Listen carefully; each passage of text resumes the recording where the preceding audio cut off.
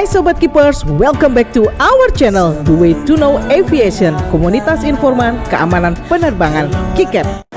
Bapak Agustinus Budi Hartono, apa kabar Pak Agustinus? Kabar baik Mbak Rahma. Gimana sepedaannya masih terus jalan? Aduh, sepedaannya tuh kayaknya udah jadi lifestyle ya Pak ya? Iya. Kalau saya boleh intip di sosmed Bapak tuh isinya kalau nggak sepeda gambar pesawat kayaknya. Saya lihat berarti Pak Agus termasuk orang yang cinta sehat banget Pak. Jadi biasanya berapa kali Bapak main bersepeda? Rutinnya 1 minggu sekali setiap satu. Oh, dengan teman-teman di outbound ya? Atau dengan komunitas di sini? Kalau di Bali ya dengan teman-teman lewat Bali. Oke. Kalau saya di luar Bali, atau di luar, saya dengan lingkungan di rumah saya. Oh, berarti itu udah dari dulu mungkin dan Bapak senang bersepeda ya? Ya. Oke. Sekarang mungkin Sobat Keepers belum tahu kalau Pak Agustinus ini mungkin beberapa sudah tahu Pak bahwa Bapak ini adalah pimpinan tertinggi di kantor otoritas Bandara Udara Wilayah 4. Jadi hari ini saya mau mengulik sedikit tentang Bapak, tentang apa itu kantor otoritas Bandara Udara Wilayah 4. Jadi kalau saya jalan dari airport keluar, itu di sebelah kiri ada tulisannya kantor otoritas Bandara Udara Wilayah 4. Cerita sedikit dong Pak, apa itu kantor otoritas Bandara Udara Wilayah 4?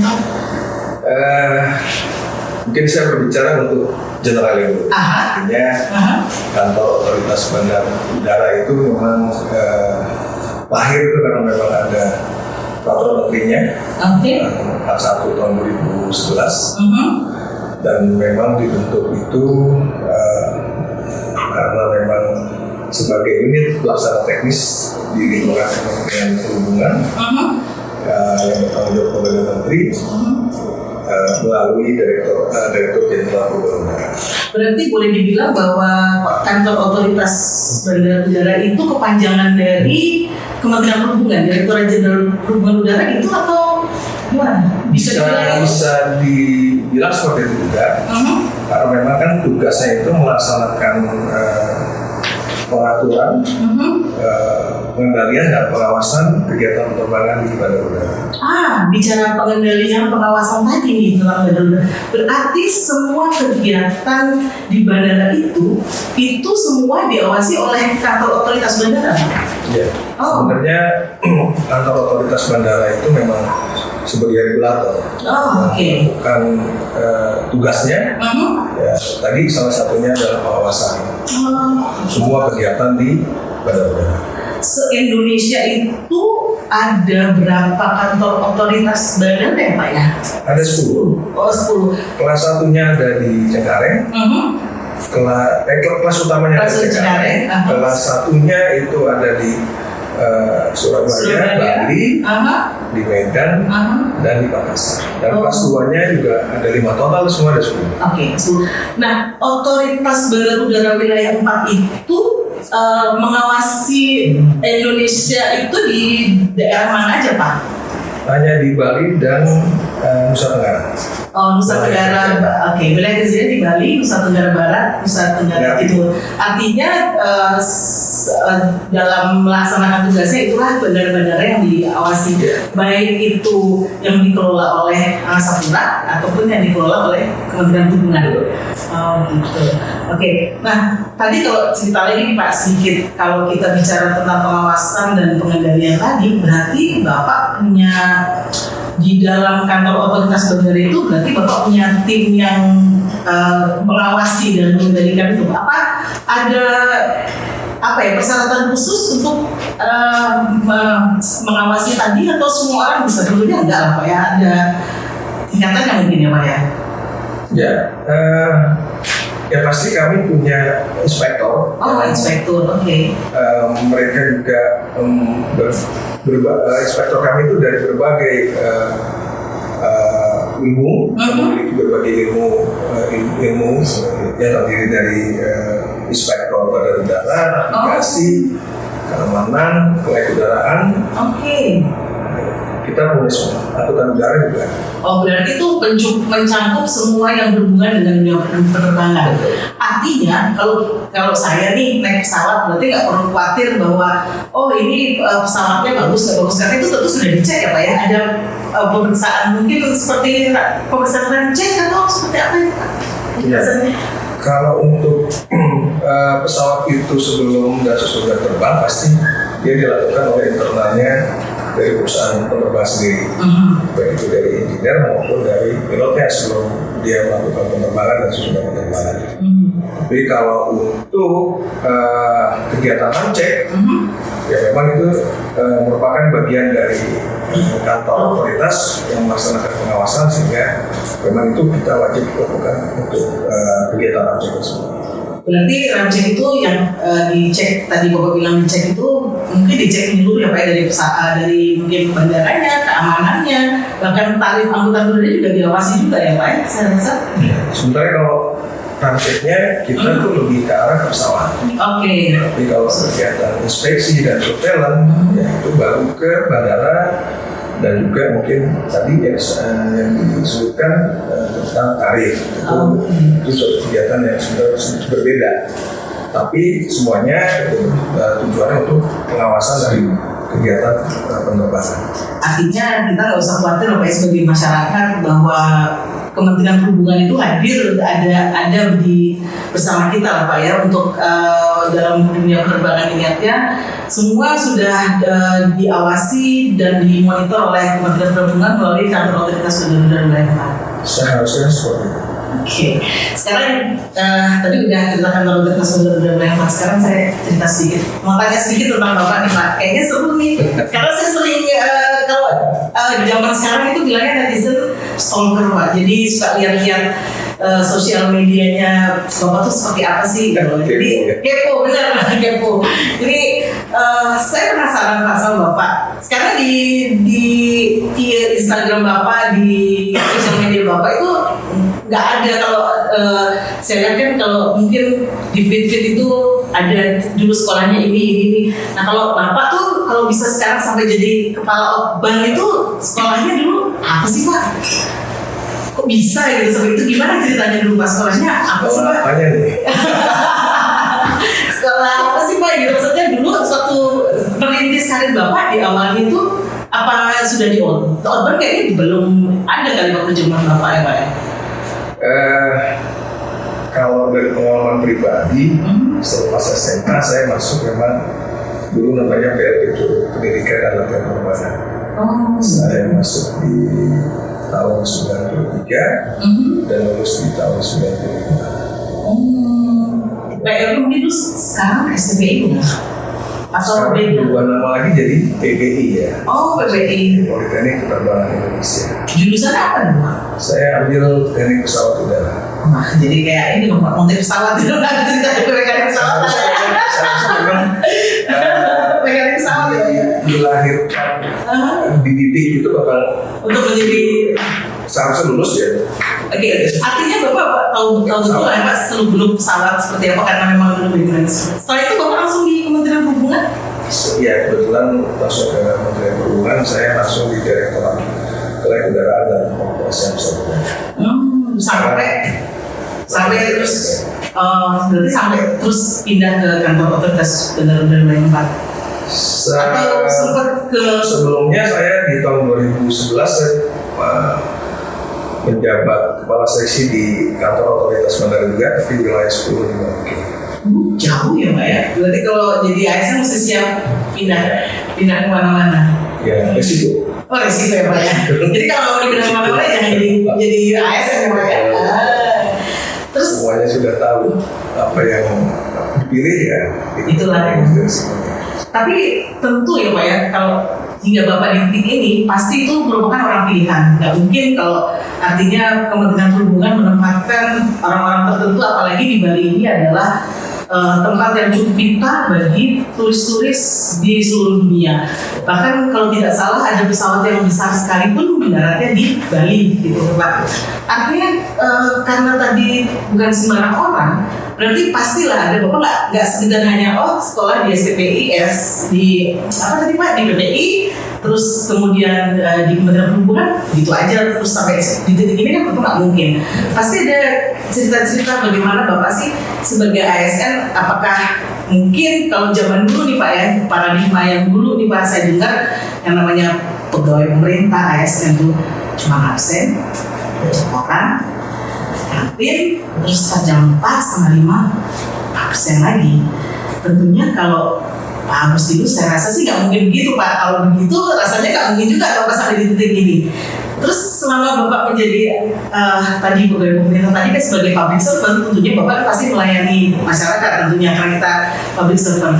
Apa sih Pak, maksudnya apa sih cerita Bapak yang bisa dibagikan kepada teman-teman ASN supaya mungkin yang punya mimpi untuk menjadi seperti Bapak di titik ini itu bisa seperti Bapak? Apa Pak kira-kira cerita yang bisa, yang kira-kira apa yang bisa ditularkan lah kepada teman-teman di mungkin di bawah Bapak atau seluruh ASN di Indonesia ini?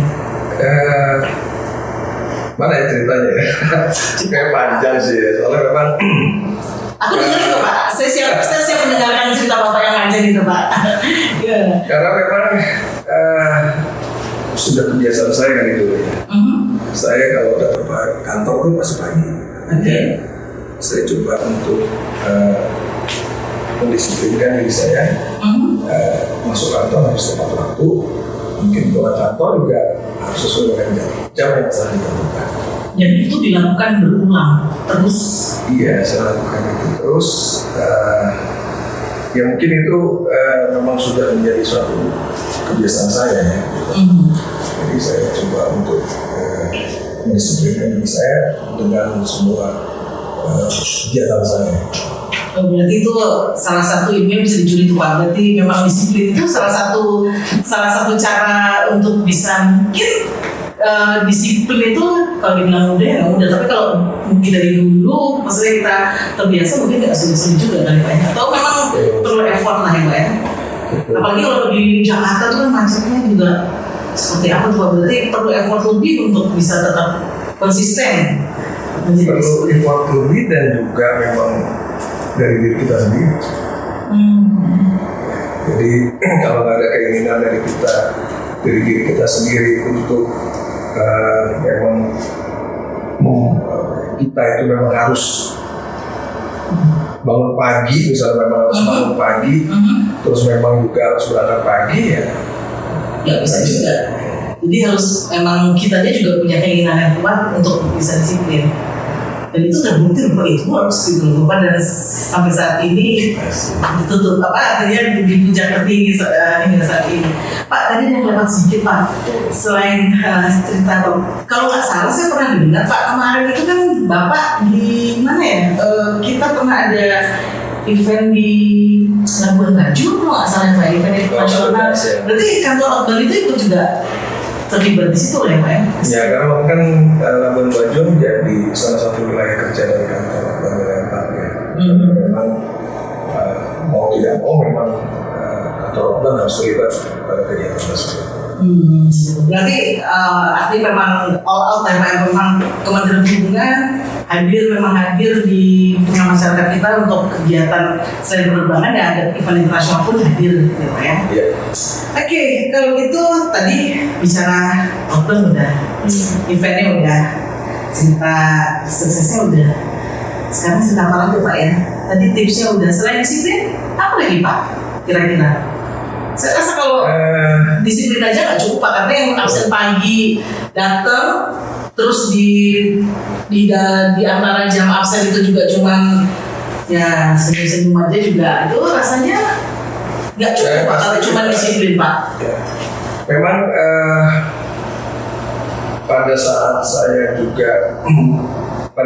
menjadi inspektor, ya pasti tadi ya modal utamanya memang satu disiplin. Kedua juga memang ya harus rajin tuh untuk ngikutin diklat, training gitu kan, itu juga harus ada kemauan gitu. Kalau tidak ada ya kita tidak bisa membangun diri kita. Itu juga, terus juga ya pasti juga memang kita juga harus konsisten ya. Artinya konsisten dengan apa yang kita ucapkan, apa yang kita lakukan itu juga kita harus terus kita terapkan dalam hidup kita. Artinya punya goal saja rasanya nggak cukup kalau kita nggak membangun sistem. Kira-kira itu nggak sih Pak? Kalau misalnya, artinya kita punya goals sih, saya pengen jadi kepala kantor misalnya. Saya hanya punya goals gitu, tapi kita tidak merancang sistem bagaimana untuk bisa mencapai itu. Rasanya kok mustahil ya Pak. Meskipun sistem itu kita kerjakan dari sedikit-sedikit yang nantinya mungkin bisa berimpact untuk hal yang besar. Ya, yang pasti prinsip saya juga, saya tidak akan mungkin berhasil kalau saya juga tidak didukung oleh lingkungan kerja kita. Artinya saya dalam bekerja juga saya punya staff, saya punya buah, tapi saya juga menginginkan staff anak buah saya ini sebagai teman saya gitu. Tidak menjadi bawahan saya yang perintah, kamu harus mengerjakan ini. Tapi saya coba untuk rangkul mereka semua. Artinya menjadi pemimpin juga ternyata nggak mudah ya Pak ya. Harus artinya tadi seperti Bapak bilang rangkul. Tentu yang nakal-nakal sedikit ada lah ya Pak ya. Pasti ada lah ya Pak ya gitu. Tapi artinya kembali lagi Pak, untuk menjadi pemimpin, kalau untuk menjadi pemimpin, oke, setelah menjadi pemimpin kan kita harus bisa memberikan artinya hasil yang baik. Artinya Kementerian Perhubungan kan juga menempatkan Bapak di sini dengan harapan mencapai hasil yang maksimal. Nah, ya tadi dengan didukung dengan tim yang solid itu berarti goals itu bisa tercapai, ya kan? Nah, terus kalau tadi gue bilang jadi pemimpin itu harus merangkul mereka, gitu Pak. Tapi ketika menjadi ada yang nakal itu tentu hal biasa Pak. Jadi mungkin kalau ada yang dulu saya pernah dengar kalau yang nakal itu kalau nggak bisa dipindah dibinasakan gitu Pak. Jangan ya Pak ya. Jadi dipindah terus udah nggak zamannya lagi. Sudah nggak zaman lagi. Ya, berarti bersyukurlah teman-teman di kantor otoritas Bandara Wilayah 4 yang bisa merasakan kepemimpinannya Pak Agustinus. Entah sampai kapan ya Pak ya di sini Pak ya. Amin gitu, dan kita semua bisa belajar Pak, bisa mengambil apa yang dicontohkan oleh Bapak. Kayaknya kita ngobrol dari tadi udah cukup lama Pak. Kita sudahi boleh? Atau Bapak punya pesan buat teman-teman di kantor otoritas Bandara Wilayah 4? Untuk tim Bapak tentunya? Ya,